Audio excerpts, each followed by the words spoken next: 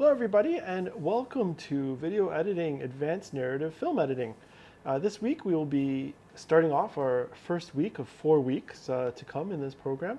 And today we'll be looking at preparing footage for editing and applying LUTs and image adjustments. So a lot of fun topics, kind of the pre-editing if you will.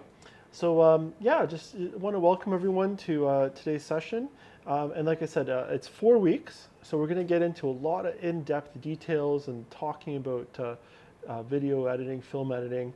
The software we're using is Blackmagic DaVinci Resolve version 17, and this is also available through our library partner, Digital Arts Computers. So we have iMacs in all the libraries, so as the libraries reopen, you can go and access everything there as well. So on that note, I just want to thank all our partners in this project for making this happen. We have the Canada Council for the Arts, then we have our library partners, so we have the Blue Mountains Public Library, Collingwood Public Library, and the Wasaga Beach Public Library. So as I mentioned again, all of the libraries have iMac computers, 27-inch, with external hard drives, and you're able to then work on video right on those computers and access them at all our library partners. That's really exciting. So everything we talk about today, you can use the free software. So Blackmagic Resolve, you can just download it, put it on your own laptop or desktop.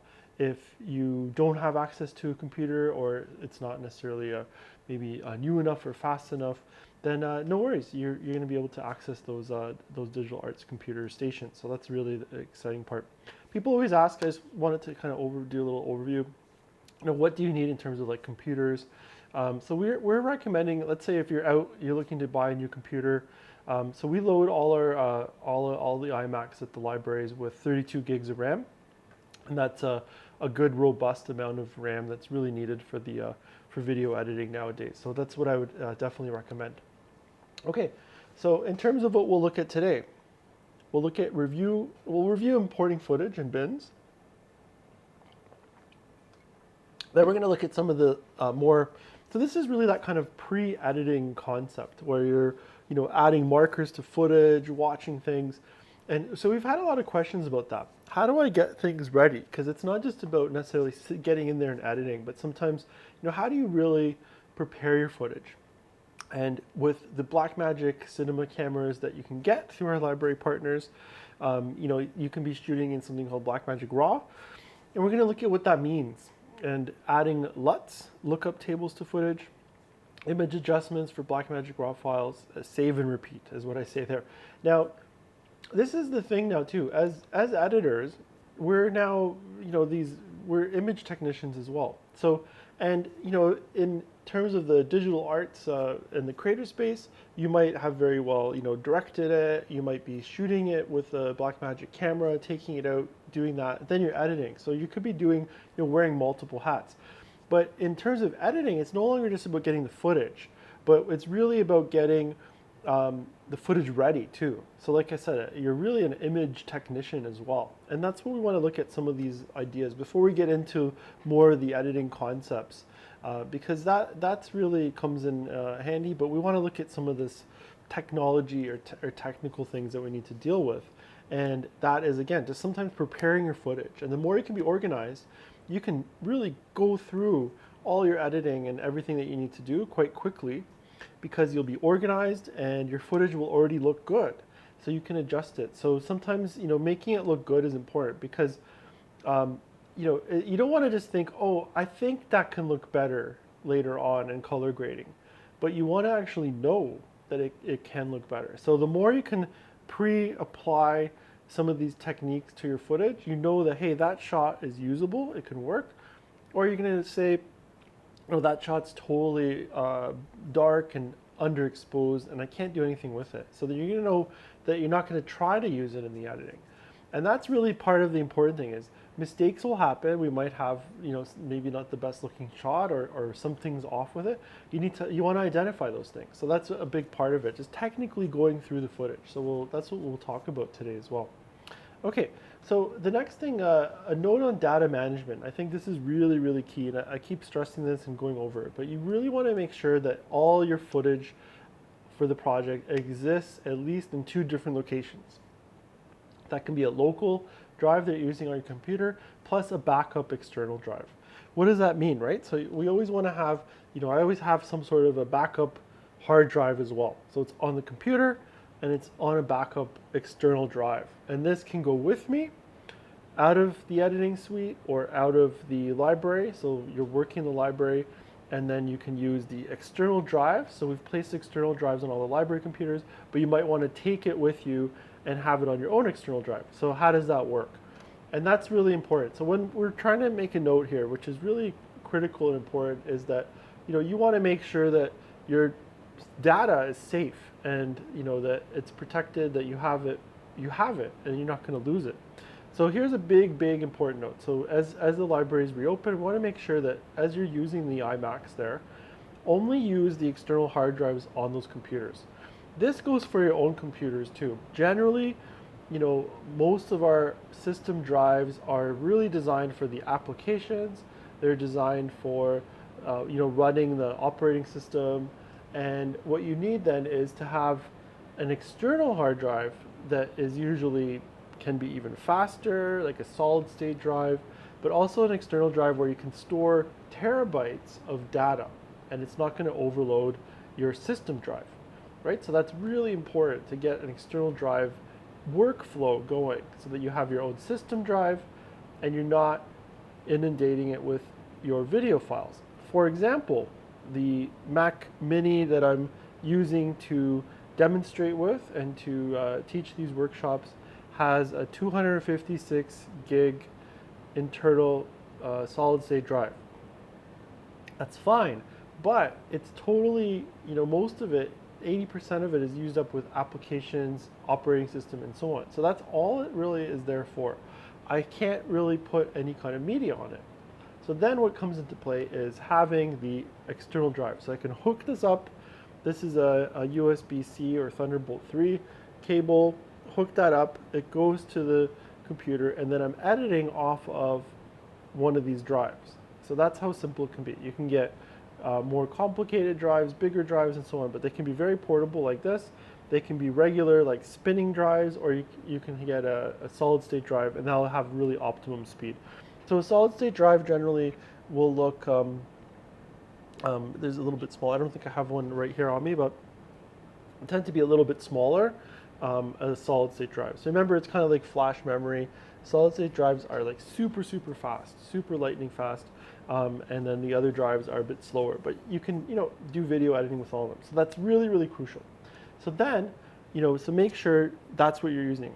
And then what we really recommend, so you're going to go to the library, you want to use one of the iMacs, use your own external drive for editing. Save your project to it, you can ensure all your footage is on it. Everything can be on that external drive. So that's what we truly and highly recommend when you're going to use other computers for editing. You want to still have it on your own drive so everything's safe and sound there as well. And I'll show that process kind of end to end as we start something and make it work it out from there. Okay, so that's what a real big note on data management. I really want to stress the importance of that data backup and external drive use. Okay, so what are we using? Blackmagic DaVinci Resolve. It's a free software. I'm demoing with the studio version. All our library partners' computers have studio version, so that's great. You can use that right away. Totally free. You can just download it. You just go, if you Google Blackmagic, you'll get it right away. It's free. Super great. Download it and you can follow along. And we're going to try to, I really hope that everyone can practice some of these things. I know people have been asking about, hey, how can I get footage? I want to do some of the stuff. What we want you to do is actually go to the libraries, take out cameras, get your own footage. Because I want you, if you can shoot your own footage or work with someone to do that, and then practice on the editing. Because there's nothing better than to know how you shot it and then the editing. Just because you might want to be, hey, I want to really be an editor, there's, even if you shoot something with your phone, shoot some footage, understand what it looks like and what you end up getting. And I think that's a really key thing. And that's one of the takeaways we want to have is go and explore shooting it as well. Okay, so importing footage. We need to start a project and import footage. So we'll just do a quick review of that and what that means. And I know we've covered this in the past, but I just want to kind of review and look at kind of this little bit of a different path, because we're going to import footage and then we're going to really look at reviewing it, watching it, and preparing it in different ways. And we'll look at different pieces of footage that we can play with and work out in terms of the different lookup tables and image manipulation and so on. So how do we, what we're gonna do is start a project, then we're gonna look at organizing the project into bins. Each bin can represent different days and so on and so forth. So let's get that started up. So I'm gonna just let me just switch over here. We're gonna get right into the Blackmagic DaVinci Resolve software, and what I'm gonna do is just go to the home screen here. So this is what the home screen will look like. So you can find your different projects, and so what I'll do is let's just start a new project so we can totally look at what that is. These are some of the past projects we've been working on together on these workshops. So I'm going to just go down here where it says new project, hit new project, and that's how simple it is. So I'm just going to say advanced narrative film editing. And we're calling it narrative film editing, and that's the idea, that it's fictional, script-based, that kind of idea. That's what we're going to focus on. But again, you can apply this to documentary work as well. And I think this is, editing in general as well. There's so much crossover now, so we call it narrative editing, and that's what we'll look at is dramatic scenes and so on. But you can apply a lot of this to documentary editing as well.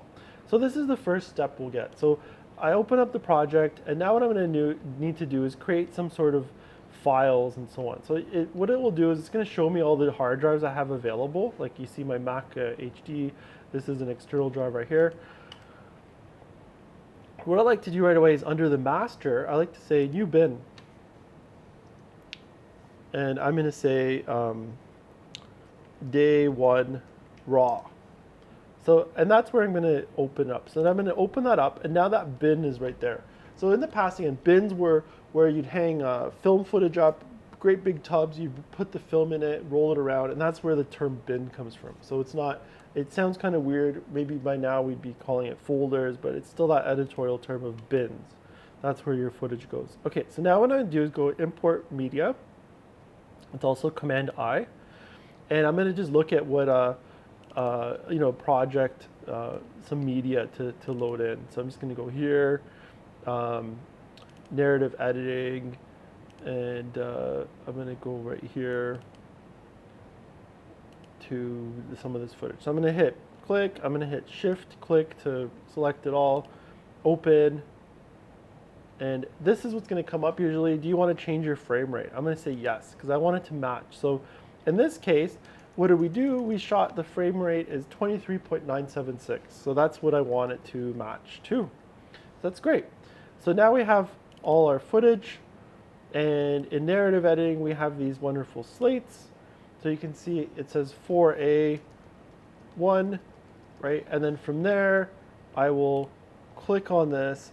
I don't know what all this this isn't going to help me for editing. A00802272301, right? That's not going to help me for editing. What I need it to say is 4A, so scene 4A. So it's like scene 4, camera angle A, or the first camera angle, and take 1. We have a little bit of a downpour here and a thunderstorm, so hopefully our connection will stand through, but just letting everyone know in case we get disconnected, what might have happened. You see this one here is 4A3, 4A3. This one is, let's see, I saw it here somewhere. 4A4, 4A4, and so on and so forth. So you do that for all of it. Okay. Now what I can do is I can also then create on the bin here. So this is kind of the next advanced thing. I can right click right here, right click. I'm going to say new bin, and now this bin is within this bin. And I'm just going to zoom in here so we can see. So there's day 1, but there's also bin 2. So I'm going to say this can be scene 4. So then what I do is I can take all of these, I'm going to click command and put them right into scene 4. So now when I go to scene 4, I just have scene 4. And this is what I like to do in terms of a workflow, is to make sure that, I have all the scenes organized. So, let's say this is for a 5. I think this is all mainly just scene 4, but just the practice would be if you had, scenes 1, 2, 3, 4, 5, 6, you can create day 1 raw footage, and then you can go put a bin within that. So scene 1, scene 2, scene 3, scene 4, and so on. Organize everything. So scenes, takes, it's all organized. So you're not trying to find stuff later. And that's really key, because you don't want to be like, oh no, where is scene 4B, take 3? I can't find it. I don't know what happened to it. It's labeled, it's organized, it's in the bin under scene 4. So you don't have to search for it. This will save time in the long run. It's a bit of this kind of pre-editing care that I like to say. Okay, so that's our media. So then what I like to do is jump forward. We'll go over here to the edit. So now let's go look at scene 4. I'm going to double click that, and then I have this one right here. And you guys will be able to hear this too. I'm just going to get headphones on too. I have the audio from this as well.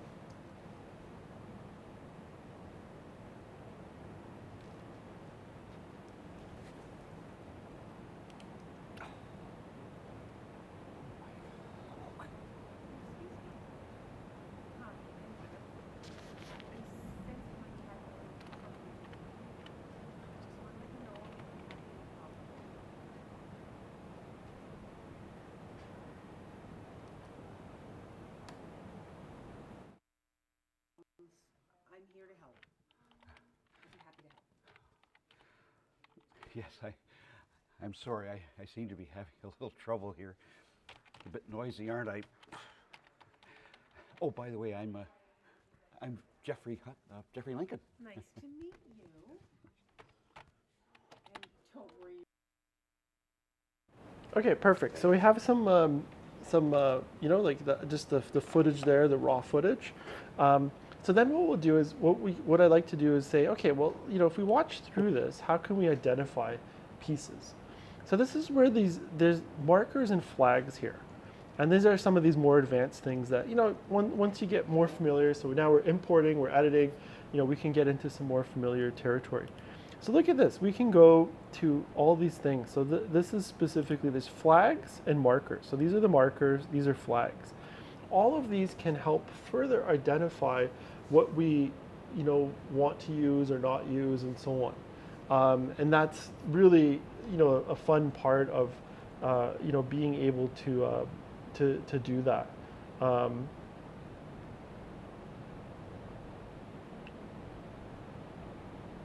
There we go. Yeah, it's really, really heavy rain here, so you're probably hearing tons of rain right on my audio as well. But hopefully everyone's staying dry out there. Okay, so what I can do now is, what you can essentially do is I can right-click here, and it's playing. Oh, by the way. Oops, we're in our edit here. Okay, right-click right here on the timeline here, and what I'm going to do is add marker. You can put different colors, and look at this. So let's just put a blue one to start. Now what it does is it's creating a marker and also like a kind of like a subclip, I'll call it. And what we can do is we can rename this, modify marker. So look at this. So I can say marker 1. So I can say talks about computer, for example. You can put specific lines, you can put more notes here, keywords, you can start to put computer. And then you can find these keywords as well. And that's the really beauty of this. So then we go done. Okay, so now you can see it says it right up here, talks about computer. But look at this. It's actually created, so I have my shot, but now I can actually go to that part of the shot, right? So if I click here, now I go back to 4A1, and I can go to these different spots, right? And that's the really neat thing, is I can go to different spots, I can make things work, and we can go like that. So that's fantastic. Okay, so and then I can move along here, and let's do another marker. Okay, so we're going to add a marker, and I'm going to make a purple marker. And let's go, what we can call it. Sorry, I'm going to go right on here. We're going to click on that. I'm going to modify the marker, and I'm going to say talks about writing. And I'm not saying that's necessarily what he's saying, but just for demonstration purposes. Done. Okay, so now you can see I got here, here, and I can click along, and I can organize everything. So imagine if this is a 20-minute shot. He talks about a computer, talks about writing, talks about his cat, talks about his car that broke down. You can have all these different script things. So you can have script moments, you can have script elements, right? And all of this can be organized in that kind of manner. So that's a fantastic way to do it. Now what I can also do is I can add a flag. So I can go, you know, and we're going to go into the next, into the footage after. So here, so let's just say that's where we are, master. I'm going to create a new bin, and we're going to create a cuts, and that's what I like to put all my editing into, like a cuts bin. And I'm going to create a new timeline.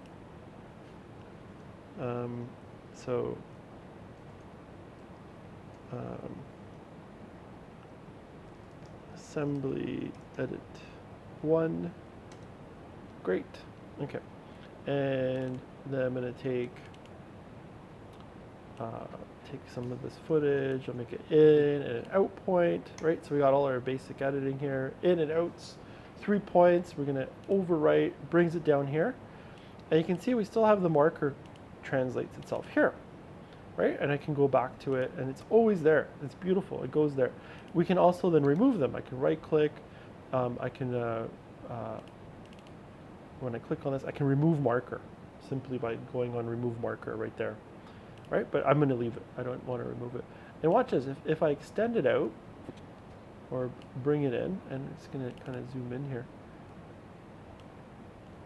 And here's the first marker, right? So we got both our markers. We got this marker, we got this marker, right? And that's perfect, right? And now what I can do too is I can add flags.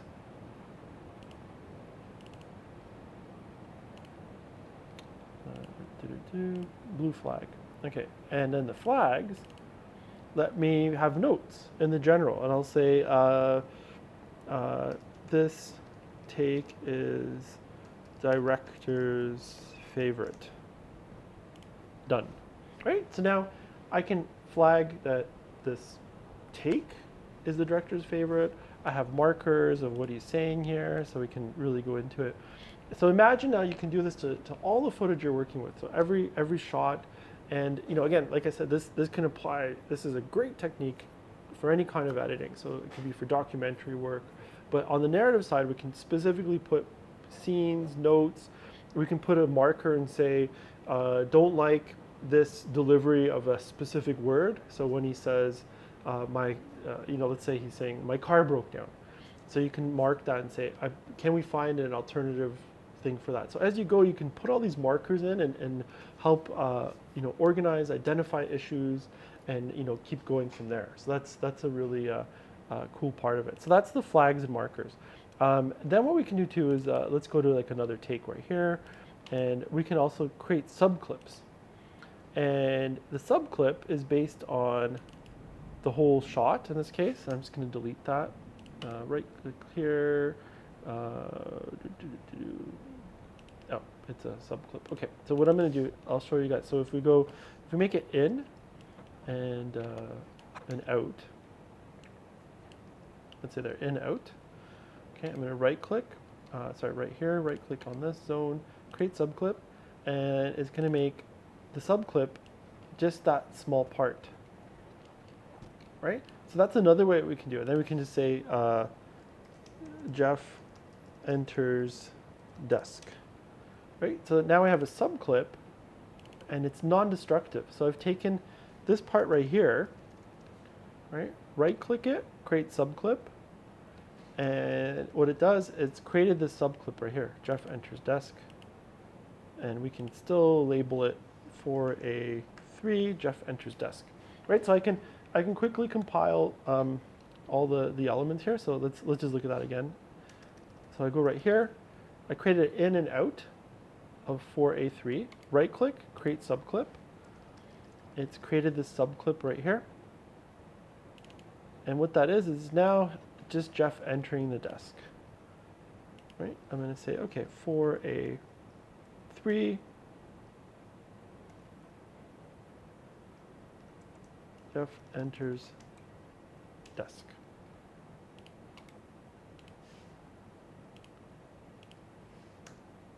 Okay, and I can delete these if I want to. Just hit delete, click on them. So this is this part. So here's the whole shot, and this is the subclip just of him entering. So that's how we can quickly organize. Let's look at another part here. So let's just play this.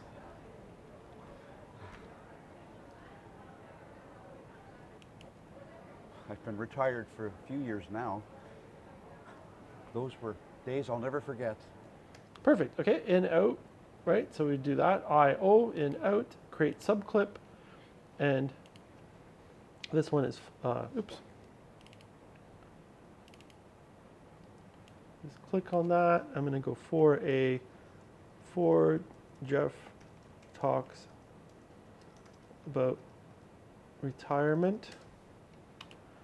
And again, you see now we just have that part. Retired for a few years now.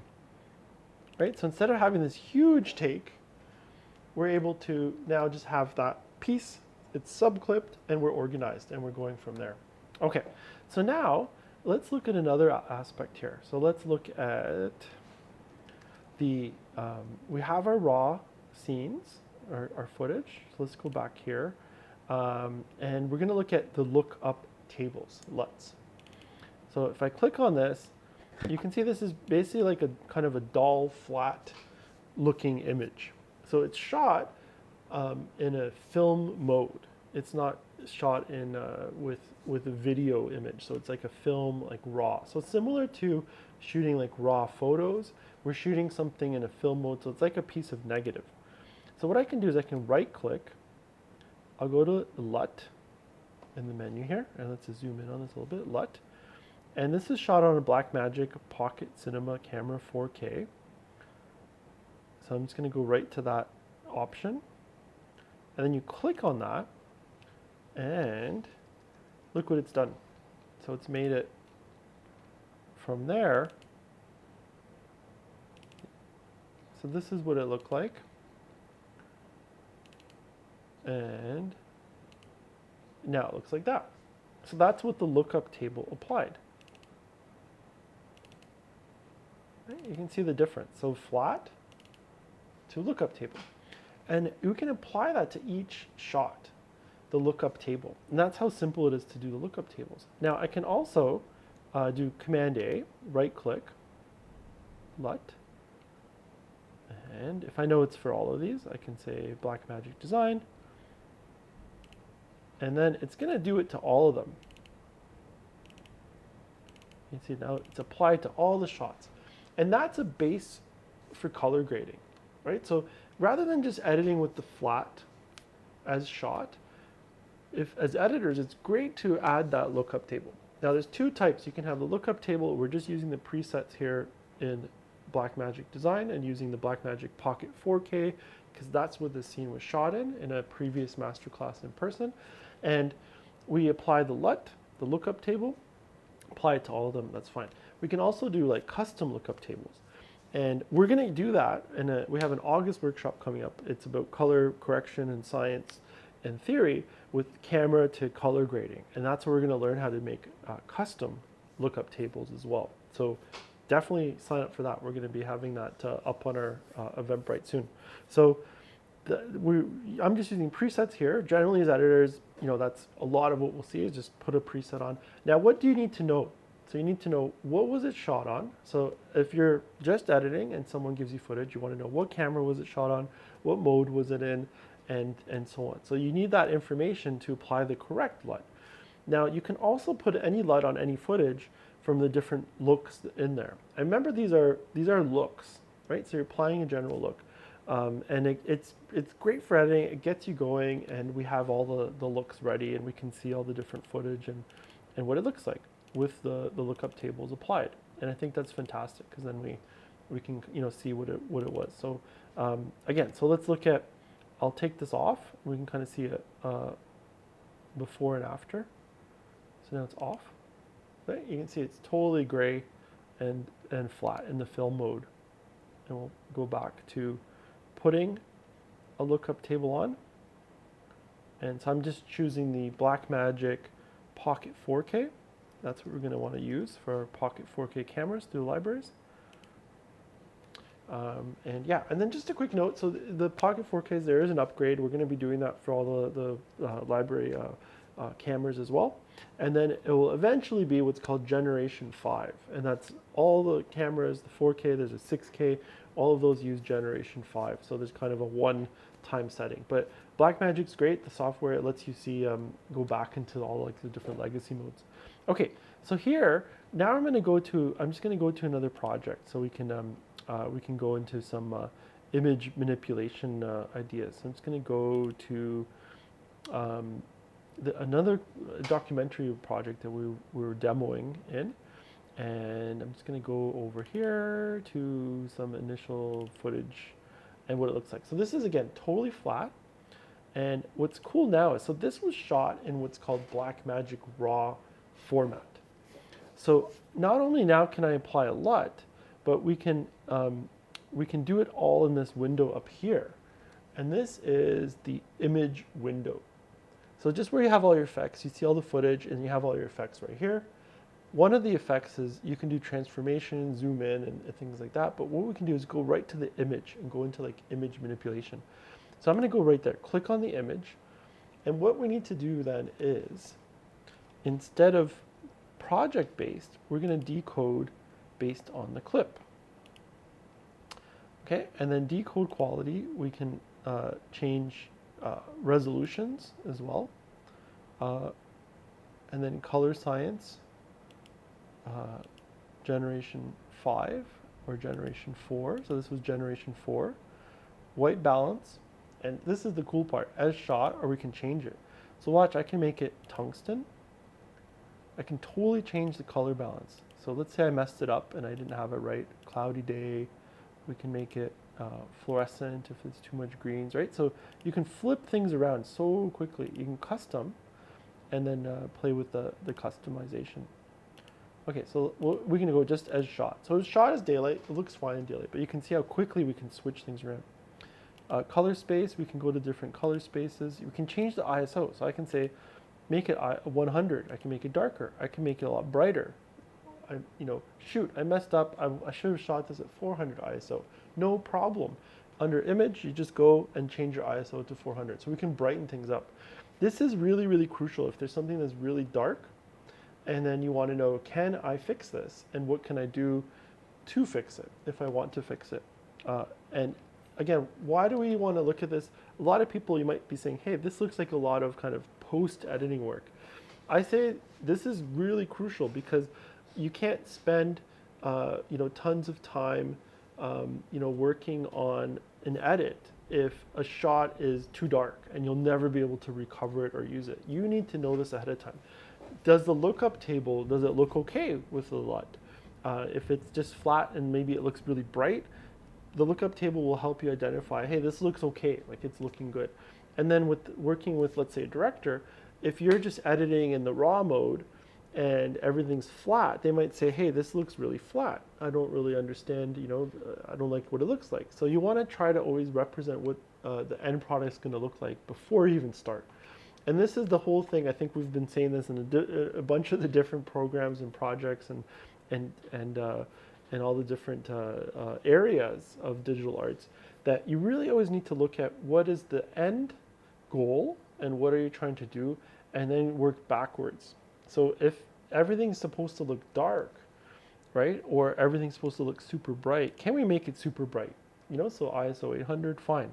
Or do we go back to how it was shot? Right, so that's great. I can then just apply the LUT right here. Apply the LUT, and there we go. It can be all done here. And this is, again, shooting in Blackmagic RAW format, which you can do with our Pocket 4K cameras available to libraries.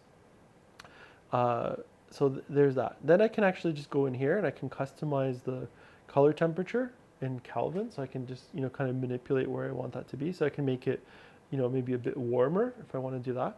And again, so if I have the LUT, and check this out, I can actually then change exposure. So I can make it a lot brighter.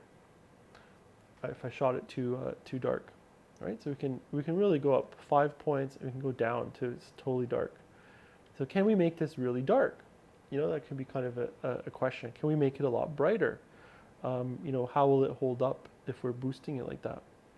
I can add way more saturation. I can take all the saturation out. What does it look like black and white? So all of these things you can quickly look at. You know, do I want maybe less contrast? You know, less contrast and so on. So we can get a pretty good image look, midpoint of the overall image, making it darker. Highlights, we can bring them, you know, the roll off, so it kind of gets rid of the highlights. Overall white level, the brightness, black level, so we can make it, again, a lot darker, boost up the black level, make it brighter. So really, really crucial in, you know, what we can do. Right, so that's all what we can do under image. That's the fantastic part of, you know, ensuring that this will work in you know, working with it. And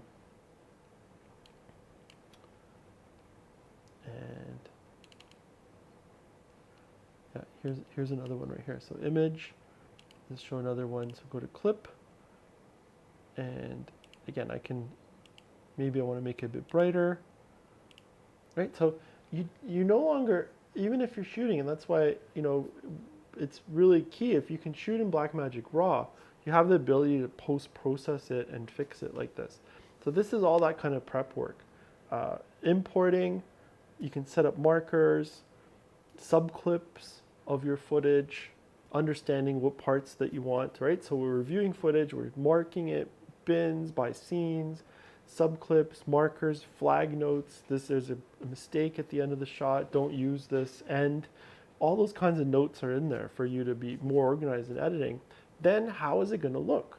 Because again, if a shot is going to be totally dark and not usable, how's it going to look later, right? And that's, I think, a really interesting aspect of it. Let's look at, I'm going to pull up another project here, and I think I want to look at something that's a bit darker, and you know, what can be done with that in terms of the darkness. Let me just pull up the right shot for that.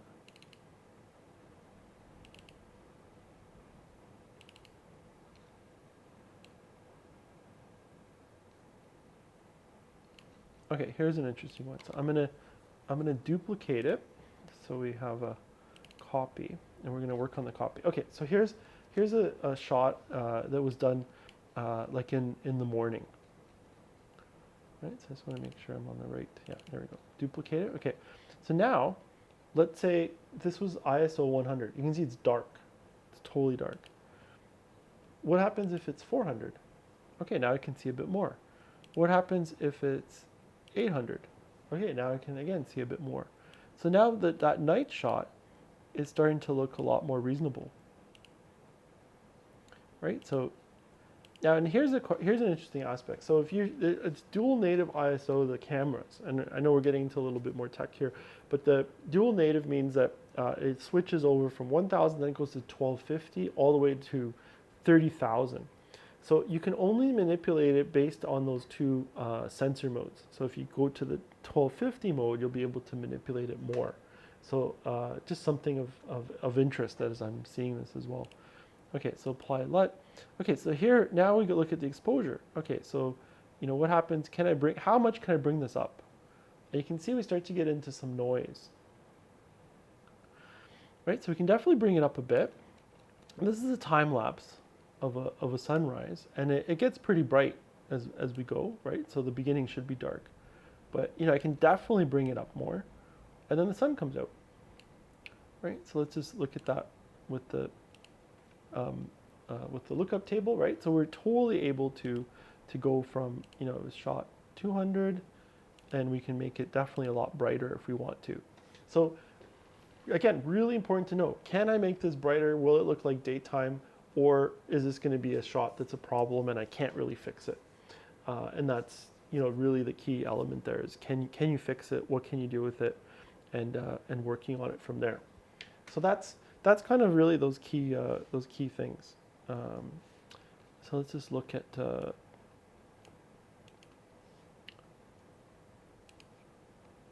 yeah, so I think that's, the really key thing here is that that the Blackmagic RAW format, right, that we, really recommend filming in that format. It's a newer format, but I think going forward, if you've, shot in the other modes, we highly recommend shooting in Blackmagic RAW with the Blackmagic cameras, because then you can do all of this image adjustments, and it's kind of a unique thing within Resolve that you can do that image adjustment. Otherwise, you would just be doing those lookup tables, the LUTs, lookup table, applying that, and then you can do some color processing as well. And how would that work? Again, it's really important to just always consider, what is the footage, what does it look like. I'm just gonna go back to here, the other project. So what does it look like? What will it look like? And here's a prior project. So I just want to look at this. So then when you go to color, here's where you can start to see, okay, what can I do in like the color grading? Can I bring this up? How much contrast can I add? How much saturation can I add? And where will that look? And how will that look? Again, identifying problems ahead of time is crucial in the editing. So organizing bins, organizing subclips, figuring out any notes, and then applying the lookup tables, and then you can do image manipulation as well. And let's just go back to that, the applying the LUT. So I just want to just make sure that we're really clear on that. So just day one, what does it look like? So here it's applied. So again, all I'm doing is right clicking, go up down here to where it has LUT, right? And I can just go no LUT selected, and it's going to turn it off. Or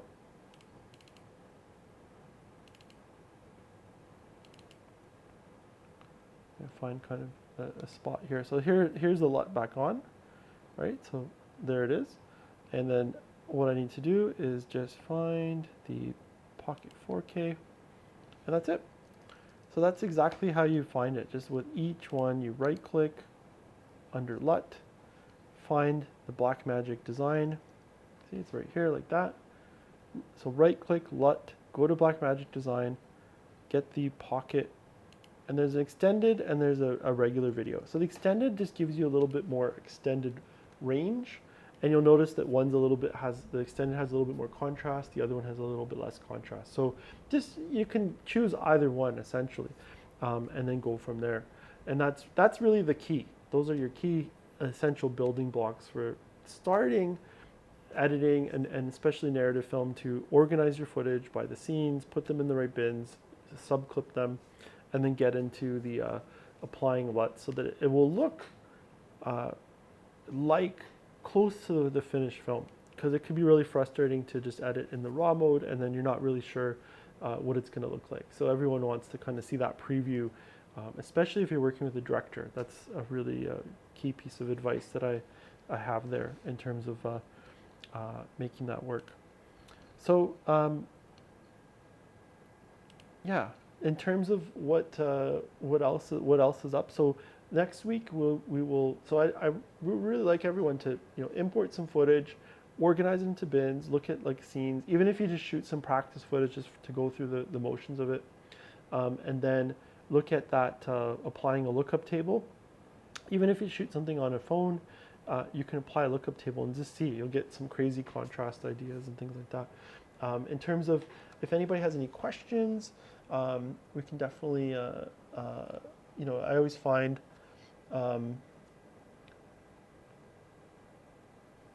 what if you have any specific questions, I'm going to put my email up here in the chat, tom@tbmcs.ca. So anything about editing, technical with the computers. So here's one question I see that came in here. So if you work in the library on the studio version, can we still use your own computers at the paid version Resolve at home? Yes, so you can still open it. The only thing that's going to do is it's going to create, if let's say if anything was over like a 4K if you're working on something higher resolution, that's all that's going to be missing. And some of the effects, some of the sound effects, and so on. So it basically takes out maybe 10% of the features, a lot of it being more than anything larger than 4K, and then some of the effects and so on. But the editing we're going to cover, there would be no difference in that image manipulation, that under the image tab, the lookup tables, organizing, all of that stays the same in the free or the studio version. So yeah, just on that note too, why don't we just quickly look at how do we save this project, and where does it save things? So I'm just going to go to the home screen here, and under the home screen, you're going to see there's a different databases. So you can create a database specifically. There's what's called like a local database, and then you can create like your own database. Right, so what you can do is just go under New Database, and you can choose where it is. So the database, again, these are a little bit of the next advanced things. I can say, hey, go right here, and I can say, resolve projects or whatever. I can create a new database wherever I want it to be. So that could technically be on an external drive. So let's go here, and it will say, Tom projects.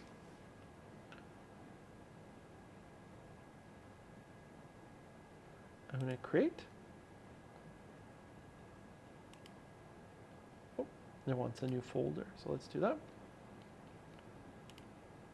New folder.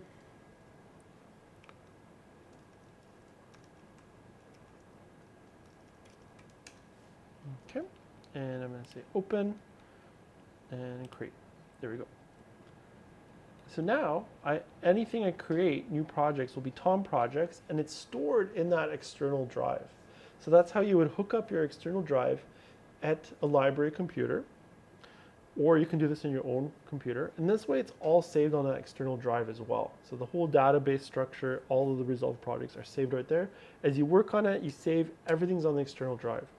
And that's kind of the next stage of this advanced editing aspects. At first, we're like, hey, just open the project, work on the local database. That's great, just to get everyone going.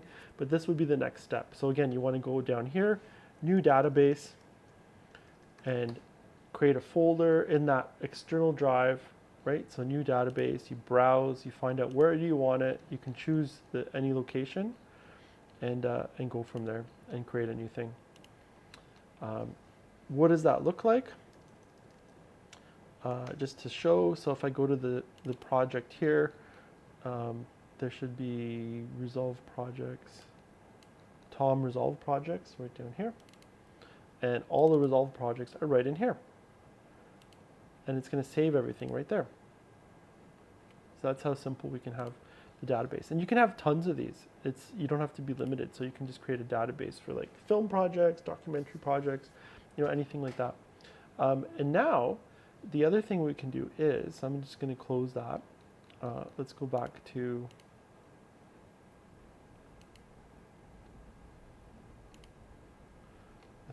here. Okay, advanced narrative film editing.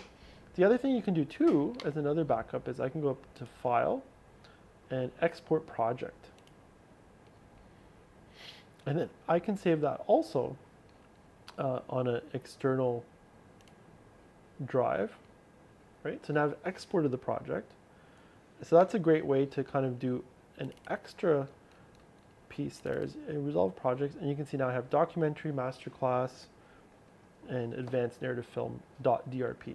And then you can open that in a project, in Resolve, anywhere you go. So you can take that with you.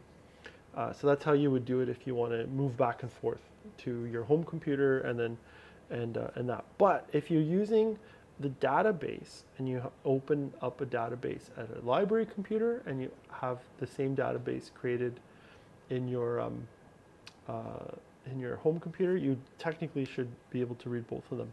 But otherwise, this is how you would move back and forth. You can just export the project, and then take it back with you, or you can work on it on that external hard drive, and then you'll be able to find it in there. Perfect. Okay, so yeah, that pretty much covers our first week. So like I said, if you have any questions, please email me, tom@tbmcs.ca.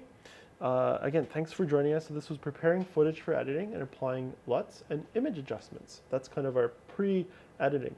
Next week, we're going to start looking at the scene structures, the more advanced split editing with reactions, the shot reverse shot concept. So how do we build things beyond, the basic split edit? How do we get into advanced split edits where we have, reactions and different multiple reactions and, really working the scene. So that's going to be the next exciting part.